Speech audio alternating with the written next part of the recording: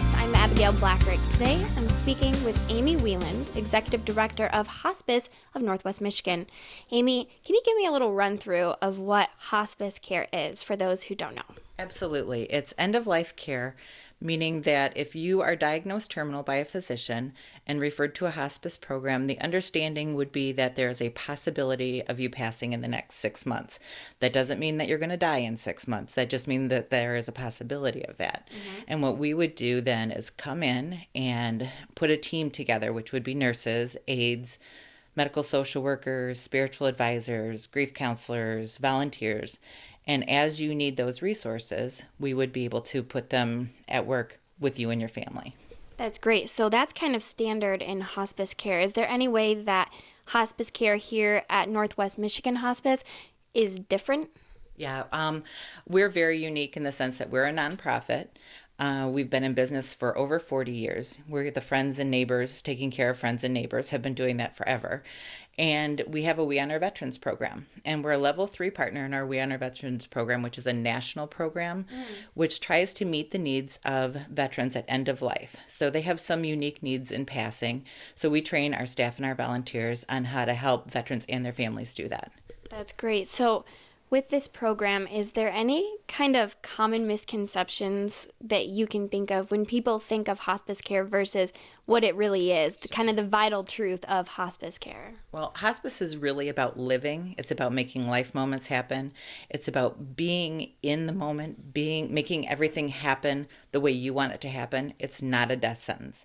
None of us have a death sentence. We're bound to die the day that we're born. So it has nothing to do with that. Really, it's about living your best life for as long as you have it. And hospice can come in and help give you all the tools and resources to make that happen on your terms.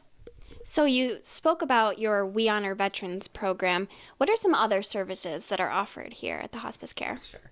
We're really excited about our grief, loss, and bereavement support. Not only is it for our hospice patients and families, but it's also open free of charge to the community. And it's for any type of loss. So it doesn't have to be a death. It could be deployment of a family member. It could be loss of a pet. It could even be loss of a job. And we will go into the community and help any community member really struggling with any kind of grief, loss, or bereavement. We'll even go into employment agencies, meaning businesses. If there was a loss of an employee and the business is struggling, we can go in and actually help those employees get through that process. So you do a great job taking care of the community in all aspects. So I want to know, is there a way that the community can give back to this wonderful cause that you have? Oh, absolutely. We love taking care of our community, and we're very blessed to, like I said, been in business for over 40 years. So our community does take care of us.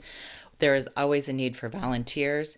There's always a need for donations to cover those unfunded needs. Insurance will cover about 85%, so Medicare, Medicaid, or other insurances cover that.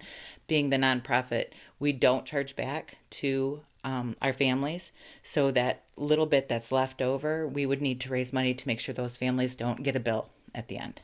So you said that most insurances and Medicaid and Medicare pay for these services. So is that just all the more reason why people should utilize this wonderful service if they need it? Oh, absolutely. Because if they're picking the right hospice, because you do have a choice in hospice care, the hospices won't charge money back. Some may, some don't. So you have to do your research. But if all these tools, these resources are covered by insurance or free of charge, why wouldn't you utilize them? Because it is making life moments happen and things really much more comfortable, pain-free, and easy for not only the patient but the family.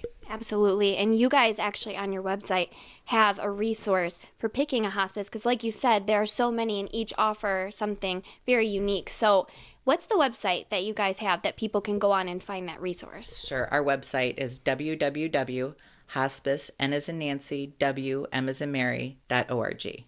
And that resource you were talking about it's a list of questions that can be used to really interview any hospice, whether they're for-profit, non-for-profit, government-owned.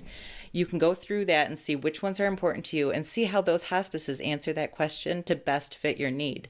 The misunderstanding is that, oh, well, the hospital or the physician that's referring me to hospice care knows all about these hospices. Well, they're really focused on curative care. They're not focused on that comfort care.